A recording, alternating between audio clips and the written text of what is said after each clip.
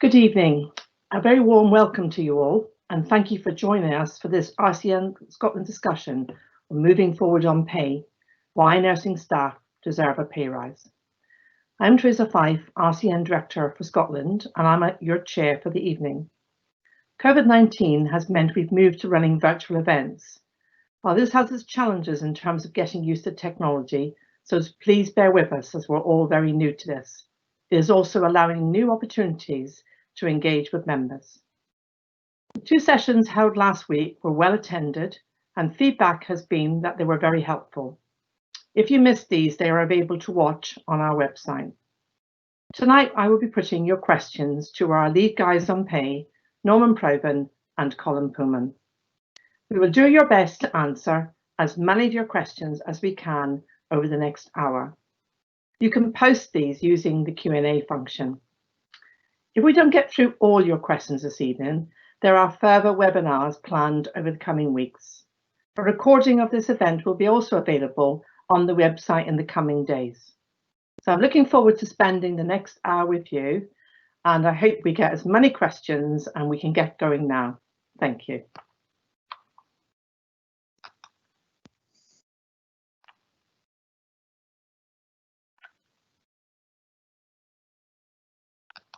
Apologies for the delay. I'm just actually getting a question for you. So I'm going to kick off with Norman.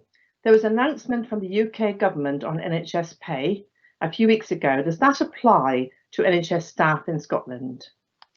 There was an announcement in UK for staff in England, and also there was an announcement on doctors' pay in Scotland, but no, not generally to the NHS staff in Scotland. I think it's been slightly confusing for some people because, of course, we're in year 3 of a 3-year deal, whereas the announcements were for staff who were out with that process. And that has created some confusion with people thinking that a pay award has been announced that isn't reciprocal for NHS staff. But the NHS pay deal for this year was settled as part of the 3-year deal. And you're right, aren't you, that seemed to cause confusion because how it was reported in the media seemed to suggest that nurses had been left out. Would you agree with that? Yeah, I think that's fair. I think it did create a sense for people that nurses had been left out. But one of the things it did do is it exposed the fact that the public were very sympathetic to nurses getting a pay rise.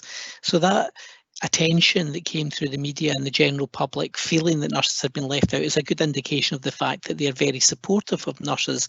And I think that public support has probably built quite significantly through the period of the COVID pandemic. In the 3-year agreement from 2018 that is coming to an end, there were changes to the structure and other terms and condition changes. Is that going to happen again? I'm asking Norman again. I won't leave you alone, Colin. I will come to you in a moment. So Norman, could you address that question for me, please? That's not our plan. Last time when we did the 3-year deal, there was necessary changes that were made to the structure of NHS pay.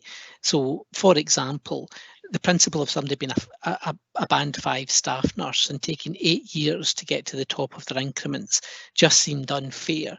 So quite a lot of money in the last pay deal was spent to fix those structural problems so that people now get to the top of bands more quickly. The RCN's position in relation to pay, and there is sympathy with this position with lots of the other trade unions, is that the aim is to have a simple percentage pay rise paid across the whole system regardless of what band you're on, and certainly that's the position we're taking. Don't get me wrong, when you come down to the negotiations, I have absolutely no doubt that the employers will come forward and will try to suggest changes to terms and conditions aligned to any pay award that's made. But the position of the Royal College of Nursing is that we want a simple pay award. We've already done the pay reform and there's no need to have any further changes to terms and conditions of employment for people to get a decent pay rise. Now, at this point, I'm going to remind you that you can post questions on the Q&A. You're kind of letting me away with tabling the questions I've been given. So I'm sure out there are questions. Do you all realise you can just pop a question on the Q&A and that will come over to me as chair and I can ask Norman and Colin. So while I'm waiting to see if that happens, Colin, are the trade unions in Scotland working together on the issue of pay?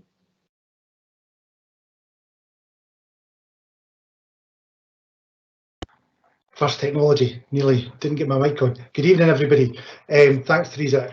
Indeed, the trade unions, both in the UK, i.e. in Staff Council, and also particularly in Scotland, are working together in relation to pay as well as other terms and conditions.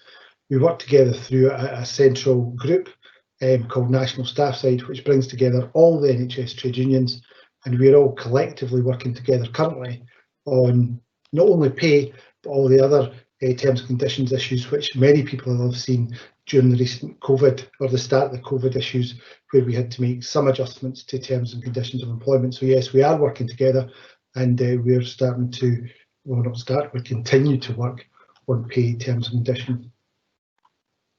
What do you think the challenges are for us in this current context around pay for nursing? Colin? Well, I think the challenges are many. We clearly have the challenges that would be brought in relation to COVID and all the changes that that's bringing. That's brought huge amounts of changes to everybody's working life, not just within the health service, but with all associated services. And the other challenges are that what COVID has left for us is in relation to the challenges on the Scottish Government, the UK Government, in relation to, for example, finance, in relation to how that's going to look going forward. And that in itself will pose challenges to us when we're looking to negotiate a fair pay award for our members across the NHS. And I think the challenges, and I think we're living in a very fast moving situation, and we can't predict what other challenges will come our way. Look what's happened today in relation to Aberdeen, for example. That's posing challenges for our colleagues who are working in Aberdeen. They just thought they were getting out of lockdown, reintegrating in their day-to-day living, and now that's been taken back. So all these challenges our nurses are facing on a day-to-day basis, but they have consequences as well in relation to how society is working, and that means that we have to look at how we deal with the government in relation to, so even a simple thing like having meetings with the Scottish Government now on pay, we have to do through these situations. So they're the challenges we face, but our members are facing the biggest challenges, and that's the day-to-day going to work and providing the best service they can in a very changing situation. Norman, do you think that, could you just maybe help outline some of the steps that the RCN has taken? What have we done a bit more and what we've done in order to get into a move towards pay? You're on mute, Norman. Sorry, we've done lots over the last few months, and the issue for members is that some of that work that we have done is seen and some of the work that we've done is unseen. So normally in this pay round we wouldn't be attempting to negotiate pay until late into the autumn and into winter. That's a normal cycle of pay that you would be having the negotiations around that time, or the structure around that time, and then probably early in the new year you would be attempting to resolve that and come out with a pay rise that would be applied in April. But this year we have started much earlier. So we are discussing with other health trade unions, the other 13 health trade unions, what the position in pay would be and what joint position we should aim to get, if we can get a joint position to go to government with. There's lots of other things that we've done. We have publicly asked for next year's pay award to be brought forward. Now there's two elements to that.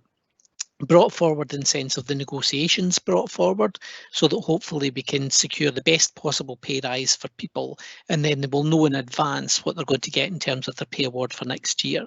But we have also asked all 4 governments in the UK, written to all 4 governments in the UK, and asked them to also bring the pay award forward. So whereas historically all NHS staff would get their pay award from the 1st of April next year, we have invited the government to bring that forward. So if I was to give an example, if they were to say yes to that, they might decide to have next year's pay award paid in January. So in essence, you would get 15 months pay award instead of 12, or they might bring it forward to December. So we're waiting on that to be responded to by governments. So we are chatting with other trade unions to try and get a common position. We have worked through our Council and Trade Union Committee. We have done a massive survey of our members, which we get more than 40,000 responses to, where members told us what they thought we should do in relation to pay, and we have already begun to press government both in terms of a pay award and bringing it forward. Thank you, Norman. Colin, what about what happens in Scotland re NHS pay? What's the process that leads to a pay rise here?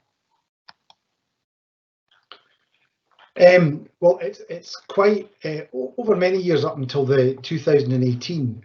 Pay was determined by what's called the pay review body, which is where trade unions and employers gave evidence to the pay review body. Then the pay review body would make recommendations to the UK government and in turn to the Scottish government, and then they would either accept, generally they would accept the pay review body's evidence and make the award. But 3 years ago that process changed, where we actually ended up in pay negotiations. What happened is the UK government negotiated with the trade unions, predominantly in England, just covering England, and they came to an agreement. And then what happened then is we were then in a position, we then had to negotiate with the Scottish government for a pay agreement in Scotland, which we did. And what the important bit of that is, where there is two processes, and we're not sure what process we'll have this year, is that we got the devolved monies through the Barnett consequentials, which form the majority of the money that funds the pay award, or funded the pay award through the 2018 to 21 pay deal. So basically there is potentially two processes, and we don't know yet what process we'll go through, whether it'll be a peer review body process. We will submit evidence. Norman has spoken about the amount of members who responded to our survey. That has brought a huge amount of information for us to give evidence to the peer review body, aligned with the other pieces of evidence that we look at, which is economic data and various other things. Or indeed, if we end up, because the Scottish government or the UK government choose to do, we end up in a similar process to 2018, whereas it's straight negotiations between the trade unions, the employers and government. We would then enter into what the word that says, negotiations. And what I would like to say to members, and just reassure members, we're ready for both, whether it's the PRB process or the direct negotiation process. Whatever the governments decide, we'll be ready to go. Norman, you mentioned the public support for nursing during the pandemic. Is there evidence that this has transferred to the public supporting a pay rise? I certainly think so.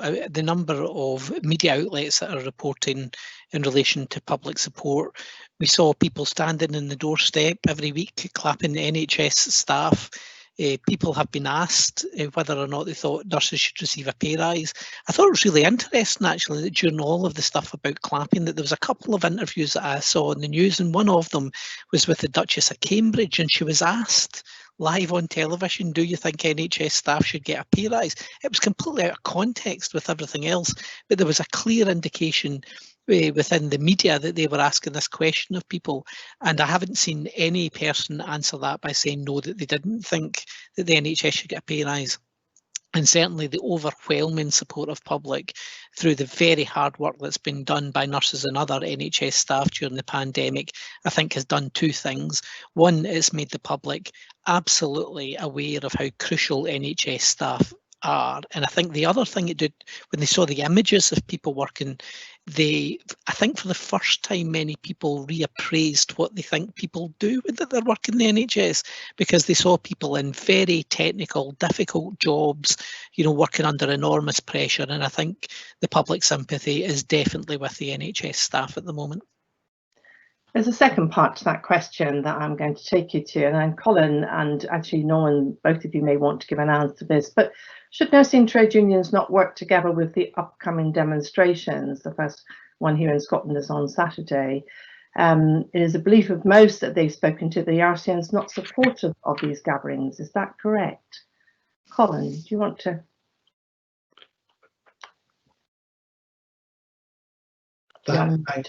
Thanks, Theresa. Well, at the end of the day, you know, all pressure in relation to pay and building pressure in relation to government, so whether that's support meetings or indeed demonstrations or gatherings, whatever you may want to call them, we of course support all our members when they're raising the issue of pay. It's really very important. In relation to the pay demonstrations that are happening across the country on I think it's Saturday. I mean, our position is, it's, clearly our members are, any member who wants to go there independently and join these, that's up to them as individuals. What we would say though is it's a difficult time to have these kind of protests. It's important to raise the issue of pay, but what we'd say to any of our members who go along, just be very careful, remember about social distancing. I'm sure everybody's very aware of that, especially, as I say, the announcement that we had in Aberdeen today, that just kind of re-emphasises to us all the importance and the difficulty in being able to run things like demonstrations in this difficult time. But we are clearly supportive of our members when they raise the issue of pay, and will continue to be so. Thanks, Colin. And I would just like to add there that what we have done, in fact, is supported this as a grassroots activity from our members. And we have actually, through our branches, provided support, as in resources and for individuals who have a right to go and protest, and guidance to support them. For us to have supported the march in a fuller way, we'd need to have been party to the framework for a march like this, because actually in terms of our cover and support, we have to have that clarity, and we didn't. But we have that done through our branches with members. I'm going to move to another question, which kind of comes back to what you were asked before, but why is a pay deal in England important to Scotland? For a number of reasons. Technically, the RCN in Scotland is still attached to the 4-country arrangements around pay, whether that's determined through the pay review body or staff council. Although in the 3-year pay deal, we did end up having a separate deal in Scotland. So first of all, we would want the pay strategy from an RCN perspective to be the same regardless of what country you were in. So for example, if I alluded earlier to the fact that the RCN want a straight percentage pay rise for 1 year. So if that was the offer in England, I wouldn't be expecting, even if we were having separate pay negotiations in Scotland, to be sitting down with the Scottish Government talking about a 3-year pay deal. That just wouldn't make any sense from a coherence point of view. The second element of it that's important is that the formula that decides how much money comes to Scotland to spend on the NHS and other functions is determined by how much is spent in England. It works out at about 10%. So if there's money put into a pay deal in England, Scotland then get about 10% of that to apply in Scotland. So the principle is that we have to be involved in trying to get the best possible deal that we can for England. And then if there is separate pay bargaining in Scotland, that's the starting point as far as I'm concerned in terms of the pot of money that we have in Scotland to start negotiating on. So even if we do end up with separate pay negotiations, they are without question intrinsically linked together. Another question just for Colin. Will there be pay parity for all the devolved nations? And I'm thinking, Colin, with your previous experience in Northern Ireland recently as one of our colleagues, what your thoughts are on that? I think it's a really difficult question to answer, because pay parity means different things to different people. In relation to pay parity, as many people will know, our colleagues in Northern Ireland, and I had the privilege of being involved in supporting them in relation to industrial action. It seems a lifetime ago, but it was only a few months ago that we were on the picket lines to get pay parity for our members in Northern Ireland, and that was just pay parity with the award of the pay deal that happened in 2018.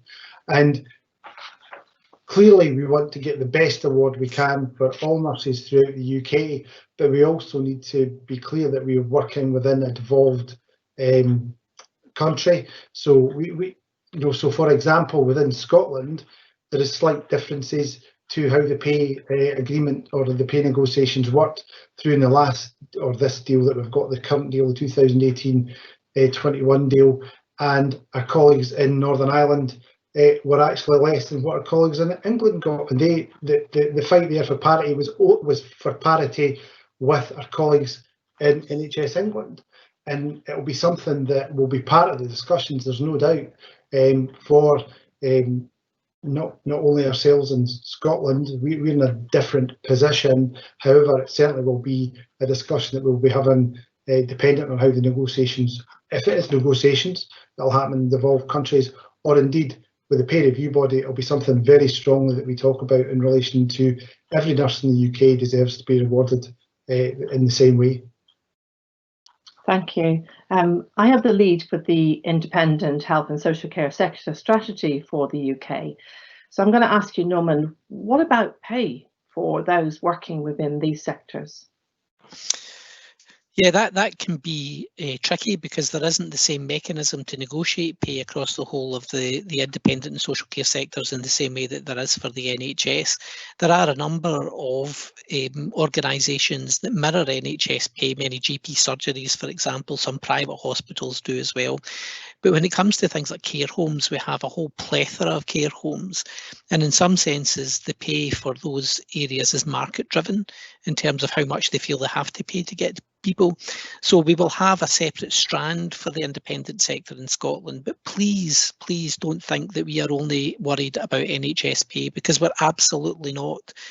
We have got a separate strand of work that's looking particularly at the independent sector. We need to take a very long-term view of how we're going to deal with that. Theresa leads that work on a 4-country basis, and we will be coming out explicitly about what we intend to do for the independent sector.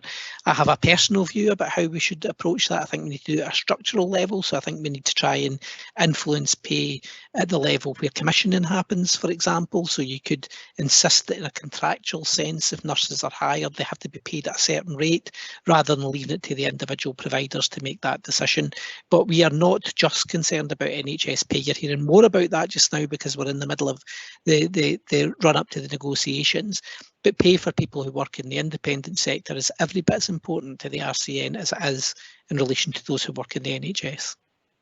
Thanks, Norman. So our message is loud and clear that we are going to be working on pay for the independent health, and though different, as you say. So it is going to be challenging, but it is a commitment that the RCN has made within there as part of our integrated way of working.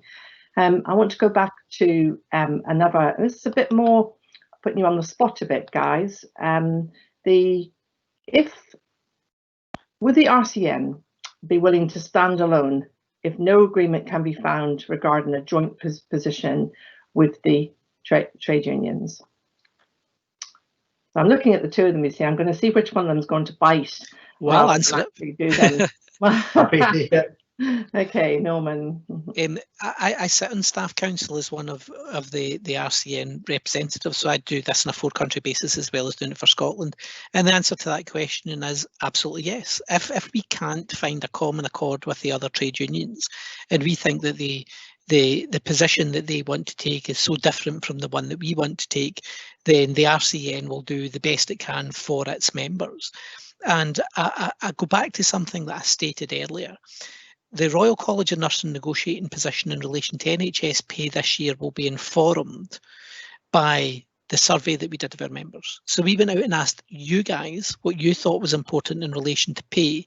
And if that's not reflected in the discussions with the other trade unions and picked up by them, then yes, the RCN could potentially go out on its own. But there is a decision-making process that we have to go through for that. So our trade union committee would need to consider that position, and they would need to make a decision on it, and our council would need to ratify it. So I'm not in a position right now to tell you where we would be in relation to that. And it's right that we go through those lay structures of people that you've voted for into those positions to make those decisions. But in principle, if we don't get common accord with the other trade unions about what we think we need out of pay this year, then yes, the RCN would take an opposing position to that.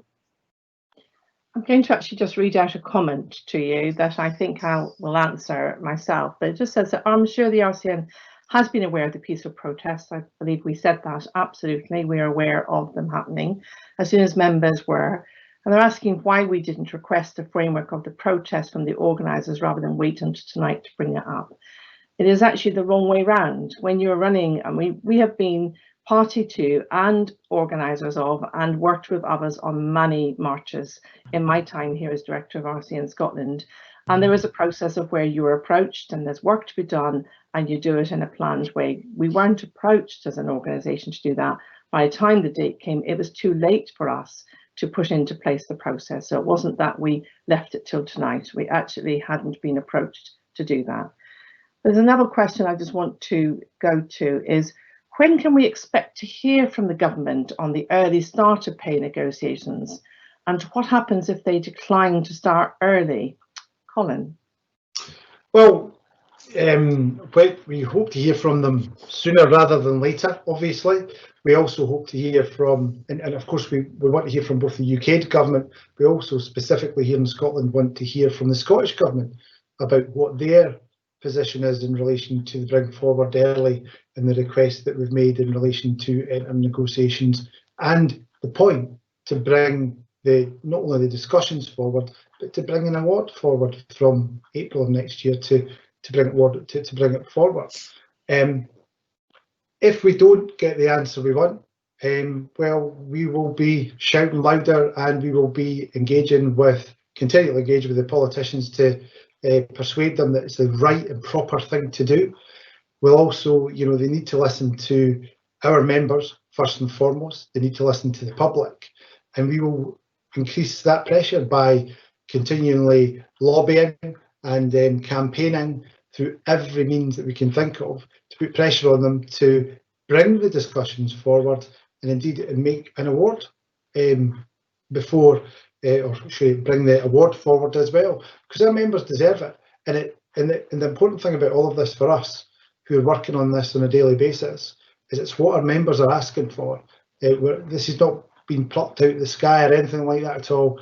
Our members have told us in vast numbers that they feel they deserve to be recognised, and it's not just for what's happened recently with COVID, it's about recognising them for what they've been doing for years, day in, day out, and this is a time that the government, both UK and Scotland, need to recognise it's time to stand up and give them a reasonable pay award. I'm going to read out a comment, which is kind of a question, but it's a long one. So I'm going to read it out as a comment because it kind of supports what you said, Colin. Thank you so far for your responses. Isn't this the time to do so much more for our members? Yes, pay is important and nursing needs to be valued financially as we recover from COVID, but COVID has shown us the fragility of nurses and nursing across the UK. And should we use this as an opportunity to get a proper framework for health and wellbeing that includes our mental health care, we need to use the opportunity to make things right for nursing.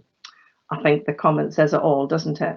I'm going to go on to another question, which goes back the way, and it's asking, and quite rightly so, what has the RCN learnt from the pay debacle in 2018, which left so many members angry and dissatisfied?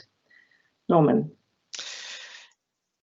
This is the point where I have to decide whether we get into a debate about whether or not it was a debacle in 2018, but I would acknowledge that there were things that the RCN could have done better. So, for example, we didn't do this. We didn't sit down and speak to members face to face in a way that people could always respond to. But the government did put over £2 billion directly into the NHS to pay for that pay deal. And the structural reform that was necessary, I think we didn't explain well enough to people, so people didn't understand it. I would also point out that the people who felt probably most dissatisfied were those who were at the top of their band, because overall they got less because they didn't have the advantage of the incremental changes that happened, the structural changes. So I understand that people who were particularly at the top of their band were less satisfied. I would point out that in Scotland, Colin and I were both involved in a negotiation that persuaded the Scottish Government to put an additional £84 million on the table, which meant that every nurse in Scotland got a minimum of 9% over the 3 years, and not the 6.5% that was delivered in Scotland for those at the top of their band. But yes, we didn't always take the message out properly. It was a very complex deal. I don't think we necessarily explained, but we have learned from that. We have started this time by asking our members what they want rather than just bringing a deal to them. The position that the RCN takes will be informed by members telling us what they want in relation to pay. We will be as transparent as we possibly can with members so that they know what we're doing, they know what our messages are. You will understand, be points in the negotiation, either with the other trade unions or with the employers and government, that we need to maintain a degree of confidence. That's just the position in negotiation. You don't show the other side your hand. So there will be times that we will have to keep some stuff to ourselves, but as soon as we're in a position to share stuff with you, we will. And finally, the decision about whether or not the RCN accepts any pay award will be made by the members. We will take it back to you, we will consult with you as a membership, and you will tell us whether or not to accept the pay award. And if you do, then that's great. And if you don't, then we would need to decide what action the members are willing to take to support any further press on pay. This is more a comment that's been put on than a question, and they say, I think given the COVID crisis, these protests could damage the reputation of nursing and we could lose public support. A question actually for you, Colin, is a lot of social media is calling for an immediate strike. Would the RCN back this? I'm smiling. It's a serious situation being involved in industrial action and strike, and having been involved, and I'm sorry for going back to it, and people will be sick of me saying this, but sorry to back to my experience in Northern Ireland. You have to exhaust everything else in your armoury before you go to the ultimate thing about withdrawing your labour, and especially for nurses. And I worked with the nurses in Northern Ireland, and the emotions that it led them to actually have to withdraw their labour. It's incredible. It's an emotional roller coaster. But that was at the end of a very long period of time where we had tried everything and anything we could to get the authorities, because there wasn't a government in Northern Ireland at the time. It was a very complex set of circumstances, those who are aware of it, to get to the point where the decision was made to take industrial action and to actually take strike action, which was the first time the RCN had ever taken strike action. So when I see, I see it on social media and such like, and the technicalities of taking industrial action or strike action are you have to abide by very tight legal constraints. Actually, in the UK mainland, they're much tighter than they were in Northern Ireland. So you have certain quotas you have to meet, and you have to go through certain processes. These take time, and I have to say that I see it on social media that people think not enough happening quickly, and I think, and I understand that frustration, but you don't go from you don't get a good word in the press or whatever, or they don't come out immediately and say we're going to give you X and go straight into strike action. That's not a reasonable thing to do, in my opinion. And I know that might frustrate some members, but where members need to think around about is how we channel their frustration into other campaigning activities so that they join us along the route to lift the pressure on government, to lift the pressure on them to think around about our current ask, which is bring the pay negotiations and a pay award forward, and then go through all the the processes of really shouting for the rooftops our messages to get the pressure. The public are with us. They're absolutely with us. There's no doubt about that. And building on all the COVID process, the public were out there on Thursday nights. But the public, if you hear them now, it's not just about what happened at COVID. They value the staff within the NHS and the NHS. So I would say, I hear what people are saying about going straight to strike action. It's not something that we could do, even if we wanted to do, because there's so many things you need to do in preparation of it. But it is that thing around about that's the end of a journey. And we're not at the end of a journey, we're at the start of this pay round journey. So we've got a lot of things to do before we'd even think or contemplate that. Although I know that'll be a frustration for people who are saying, why don't we just go and strike, because that'll sort it. It won't sort it. It took basically nearly 2 years going through processes in Northern Ireland for us to get to that point. And yes, it did. We were successful because we were brave at the time to take that forward and to lead. And to be fair, I would say this, but the RCN was at the front of that, and our other trade union colleagues joined us in it. But it's not something that I would advocate that we do immediately, because it's not the right thing to do. The right thing to do is to put pressure on government and trying to get a result through the processes first, and not go to the ultimate thing, which is withdraw your labour. Because I have to say, the emotional decision of our members to do that is an incredible thing. Incredible. Thank you, Colin. And I think Denise is on the actual chat box and will add something to the chat about what that felt like. But the message we're giving is that if we reach that place and our members wished to strike, the RCN has backed both Northern Ireland and Guernsey in taking strike action. That's where we are within there.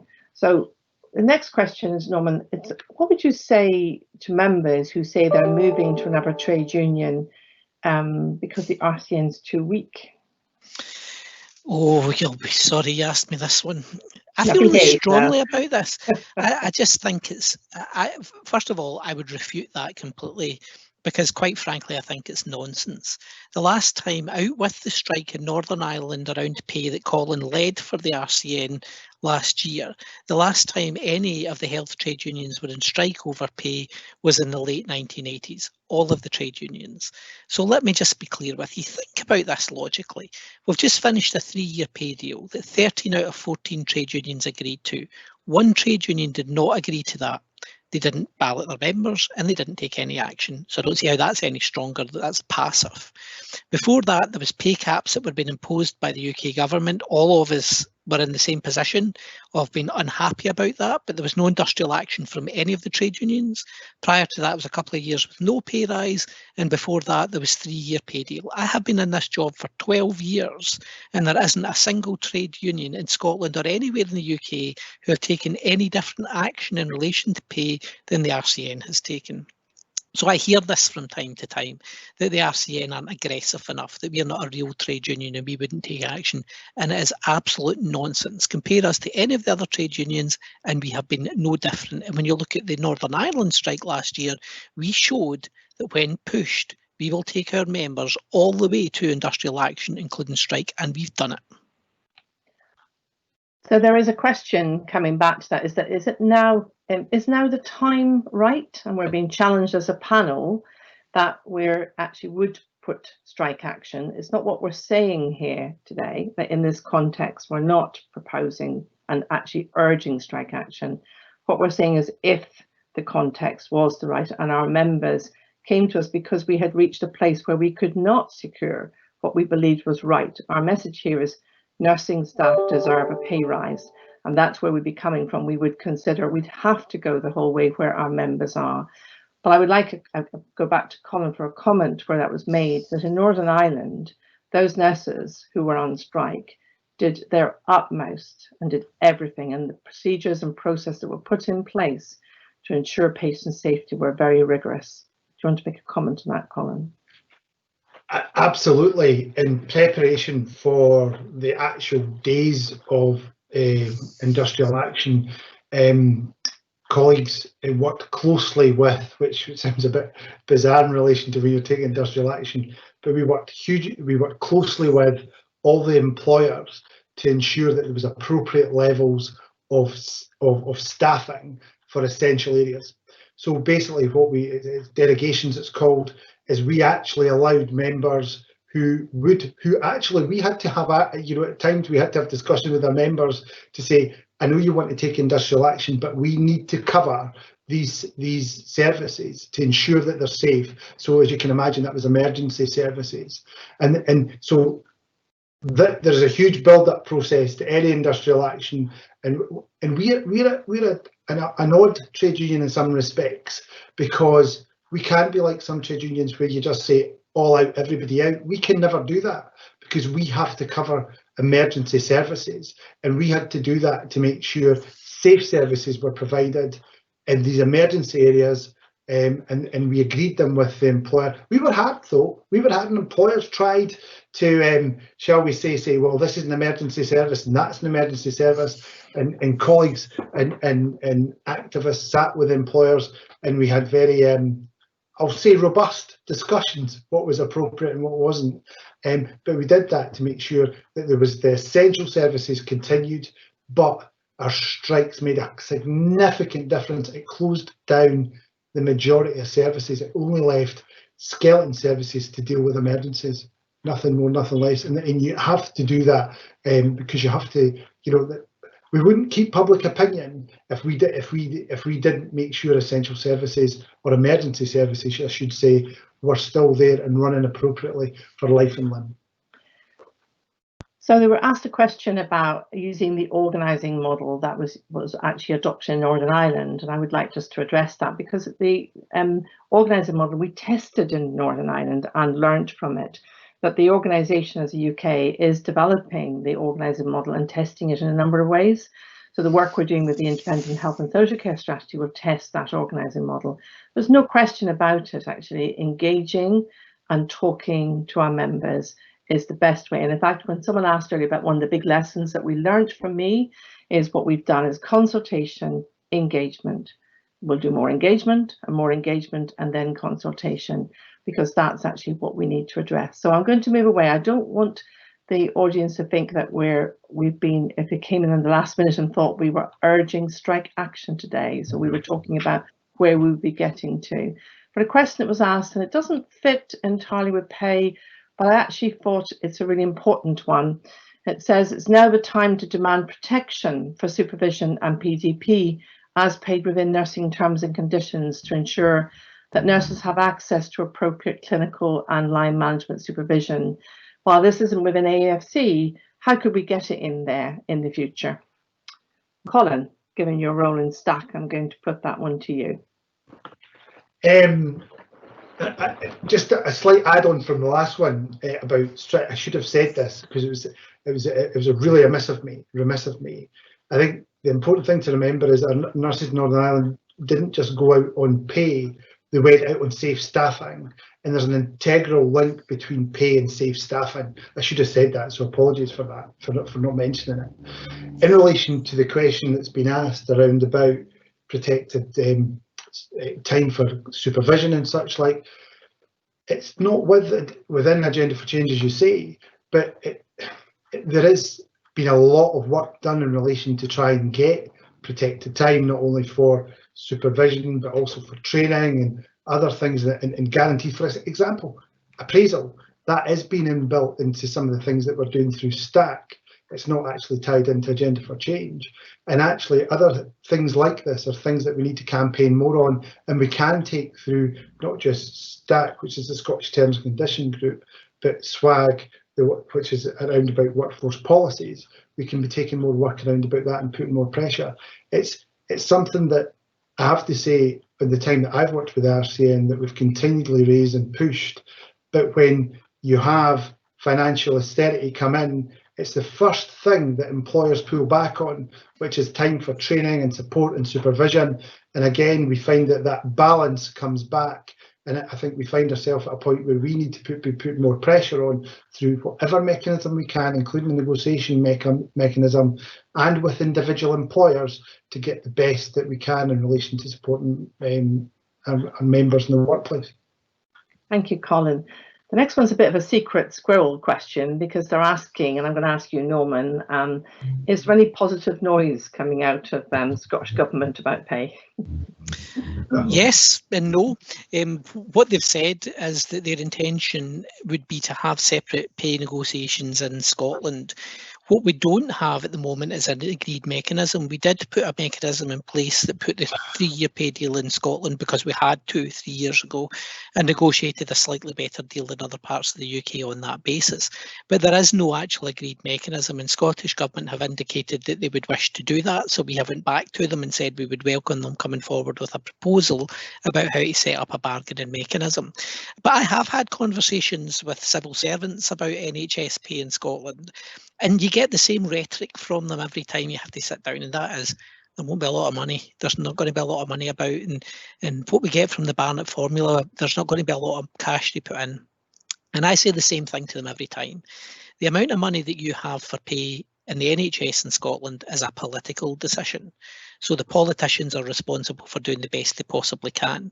I remind people that we made tax adjustments in Scotland for people to pay the higher rate of tax more quickly. And at the time it was stated that that was for supporting things like public services.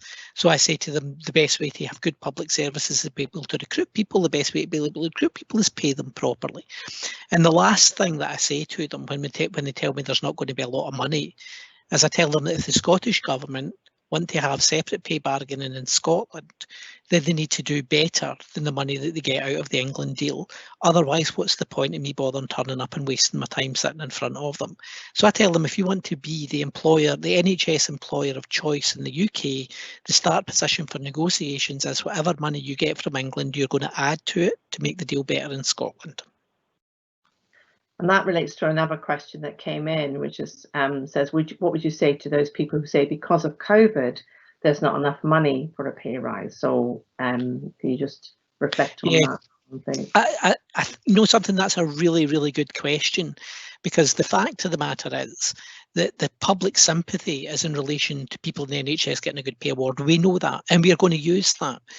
But at the same time, I'm also conscious of the fact that there will be many, many people at the end of this pandemic that won't have a job anymore. And the public support is kind of fickle. So you can't put yourself in a position of over-egging the pudding in relation to that. But the flip side of that is that you have to pay people properly to get them to do the job. And at the end of the day, I go back to the point I made earlier, these are political decisions. And yes, there's going to be a huge bill to pay for COVID. But the last thing you want to do is find the NHS not prepared for any future challenges because it doesn't pay people properly and it doesn't recruit people properly and it doesn't attract the right people. So the fact of the matter is paying people properly for the job that they do will attract people into the profession, and that's the position that we need to take. But I do accept that there will be members of the public who do support the principle of the NHS staff getting a good pay rise. But at the same time, when they're not getting pay rises and many people are being laid off from their jobs, you need to be really careful about how you position that with the public. Thank you, Norman. So it's a real balancing act, isn't it? It's going to be a hard one because people will be concerned, and especially if their families or communities are affected about that. This takes us back to the organising model, really, what we were talking about, how members themselves actually get involved. So the question is, what 3 things should members do to ensure we get the pay we deserve, Colin?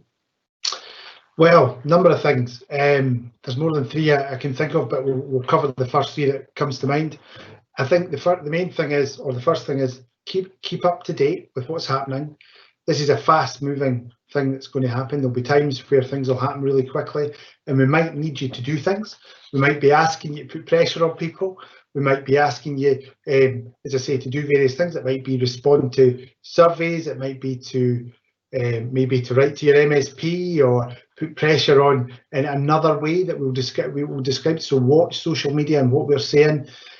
And really importantly, share with your colleagues. It's really important to share with your colleagues that we're doing stuff on pay, and so encourage them to do the same as you.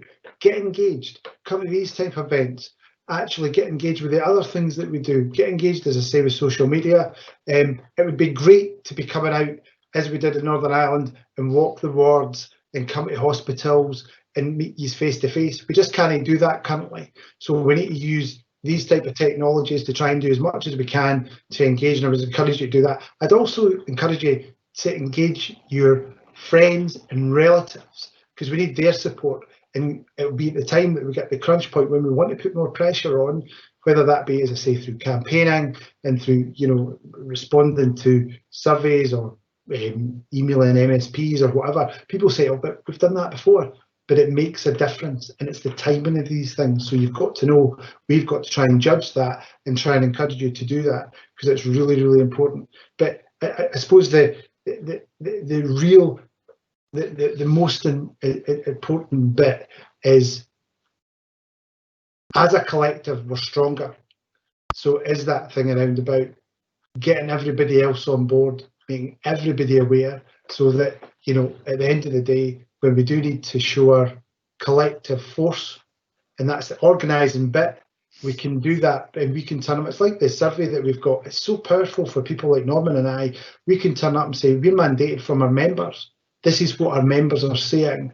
That's why it's so important. So I suppose it would be engage. Theresa, would be what I would be saying is the thing I would ask members to do. And then when we need them to be active and do other things, it's like recently we're putting some stuff up around about on social media. Can you just tell us to camera why you think it's important nurses get a pay rise? These kind of things are so powerful. And the MSPs, don't kid yourself. They watch us. They watch what we're doing. And the MPs watch what we're doing. And if you have public opinion and you put pressure on, I'll just look what a footballer achieved in relation to meals over the school holidays. That's public pressure that does these things. That's why we need to continue to organise ourselves and use the organising model, but in a new way, because we can't do the traditional walk the ward stuff. I can't wait to get back to it, I'll be honest. I'm sure Theresa's the same. She loves getting out, that's what I'll tell you. But at the end of the day, that's the thing that I would say to members. Thank you, Colin. I have to say, you know, that I miss being out, seeing people, members, seeing what's happening. And prior to COVID, I was on my round of Scotland to see care homes, and I hadn't appreciated until this just how much I missed that, because hearing and seeing and understanding. But that's the message for us, for our members, is members get engaged. We're engaging with you, but nurses often don't like talking about pay. You need to talk about pay because it's about your value and contribution. And that's what we're always arguing to promote, what you should be valued for and the contribution you make and the difference you make to people's lives. I've got a question which shows you how things can be misinterpreted, and it's saying, as a healthcare support worker, we think we've got the public behind us, but what are the RCN doing for members who are not registered nurses? So perhaps a myth to bust that the pay agenda is only for registered nurses, Norman. Yeah, absolutely. The RCN's position is a straight pay rise for all staff, regardless of what band you're on. So the position that we're taking to support unregistered nurses is exactly the same as the position that we're taking for registered staff. And in fact, over the last couple of years, there's been micro adjustments to the pay settlement in Scotland, where we have determined that there would be a slightly higher pay rise for unregistered staff to keep them above the Scottish minimum wage, where that's been an issue, and the Scottish living wage if you're working within an NHS context. So we've actually tried to make adjustments for lower paid staff. But the Royal College of Nursing does not differentiate any difference between registered and unregistered nurses in relation to what they think the reward should be. The pay award that we ask for will be the same for unregistered and registered staff. We will make no differentiation. A comment has been made that RCN communication to members has not been good. Can this be improved? And it's the website problems they're talking about. I'm not sure. Colin, have a go first, because you know this is really frustrating for people if they go on our website and yeah. I go back to I had a wonderful tutor at nursing when I was doing my training, and she said to me on my first day of training, communication is something you revisit on a daily basis in your career. And by God, is she right? Because it doesn't matter what you do, you can always improve it. And we do have difficulties technically, we do have difficulties on our website.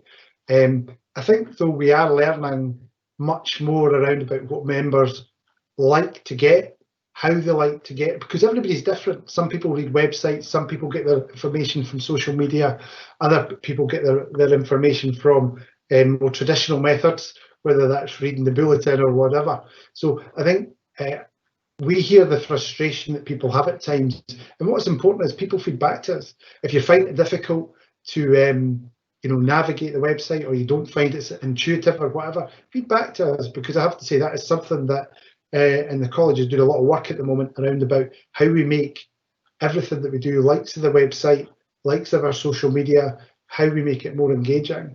Because at the end of the day, if it's not working for people, we need to listen to what will work for you, and that's why we do these surveys and such like. You know, some people say, but there's always saying the surveys. That's because we're trying to engage and get your views, so then we can react to these views. And if you know, at the end of the day, we're an organisation who wants to hear, because you always evolve and improve. And as I say, anybody who's had a bad experience, I'm sorry to hear that. But if you've had a bad experience, if you're telling us about it, we can improve the experience. And that's what every one of my colleagues do on a daily basis. We always willing to hear from members and to react to the comments that are made to us. So I hope that's a reassurance to members. Thank you, Colin. We're getting a number of posts on the Q&A related to safe staffing, quite rightly so, because safe staffing and pay are absolutely connected in this debate. And so one of the questions was asking, you know, with the staffing shortages and high vacancy rates, is it within the gift of the Agenda for Change handbook to get premiums for particular shortage areas of nursing? And I'm looking, will I give you that one to you, Norman? Yeah, absolutely. The issue around RRP, retention and recruitment premia, can be pursued. But what I would say to you is there's slight difficulty with that for me in the context of pay. The principle of having RRPs are that you apply them in places where there are shortages. So if you had a particular city or a particular board that was really struggling, and one of the difficulties with an RRP, if you put it in place, and it can be a good thing to help recruit people in the short term, is that it's time bound. So when you put it in place, it's agreed through STAC. And it gets put in place for perhaps a year or 2 years. And at the end of that process, if recruitment to that area has increased, then they stop the payment. So I take that out with the pay context, because the principle for me is I don't want financial reward for people that's only there for a short period of time and can be withdrawn. I think when you're doing wage negotiation, the principle is about putting something into your pay packet that will stay there every year and be built on.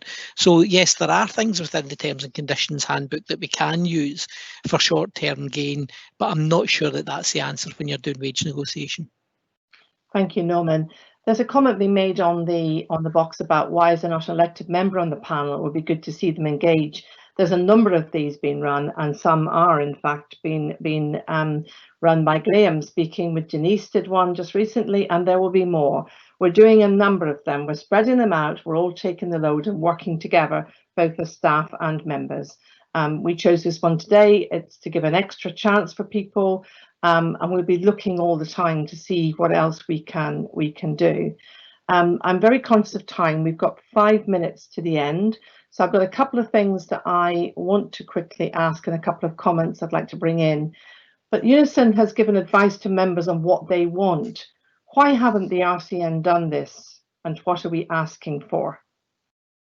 Colin. I think,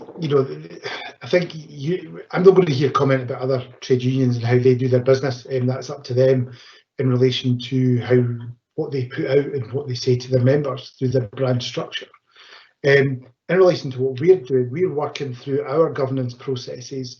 That's through the Trade Union Committee, Council, and also our branches and boards in relation to consulting and building up to the point where we will be able to come out and tell members clearly what we're looking for, clearly what we're wanting, or not what we're wanting, i.e., members of staff or what our members are wanting.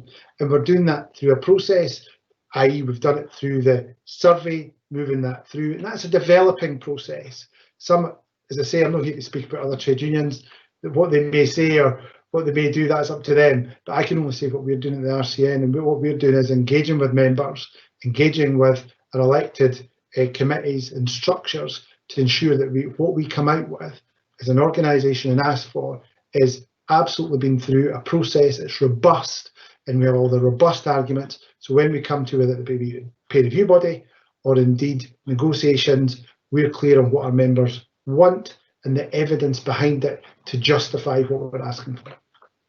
So what I'm saying is that's what at the heart of what our members we're going to do is having the member voice and hearing what they say.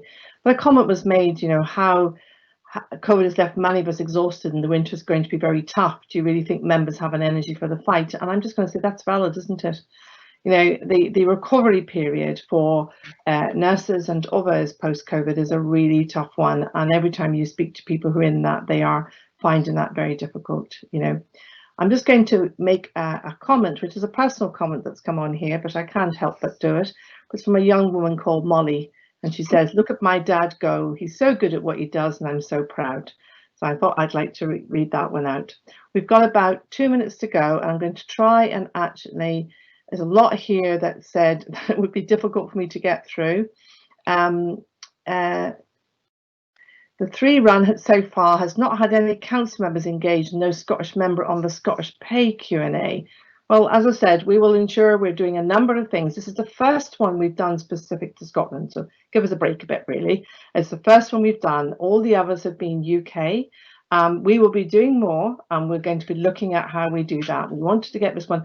And the other thing to remember, working on this new technology, testing it out, trying it, the more successful we get, we will certainly will. There's nothing, not at all, about not having actually members engaged in that, quite the opposite within there. And the other one I wanted to say is actually, there's a final comment really, but it is really a long answer. So I'm just going to say, how does the RCN ensure there's a balance of union professional as a member? That Sorry, I've lost my question. God, this moves along. I've lost the question. Apologies, moved from me. And it was about how we manage that balance between being a professional and a trade union organisation. I would say if you saw what happened in Northern Ireland, we did that very successfully. I've never seen such a process taken both from the professional side of our organisation, the trade union, and in fact in the pay. And Graham, who is the chair of the trade union committee, has worked alongside Rachel, who is the chair of the professional nursing and policy committee, and they have worked together. And that's been a significant difference within there. So at this point, I'm going to just say that's us out of time for tonight. Thank you for everyone who joined us, and to Norman and Colin for actually answering the questions. Just a reminder, there are details of future events on the website, and the recording of tonight's Q&A will be available in the coming days. Thank you for coming to join us tonight, and I hope that we'll actually be talking to you again a number of times in the next few weeks. Bye-bye. Thank you.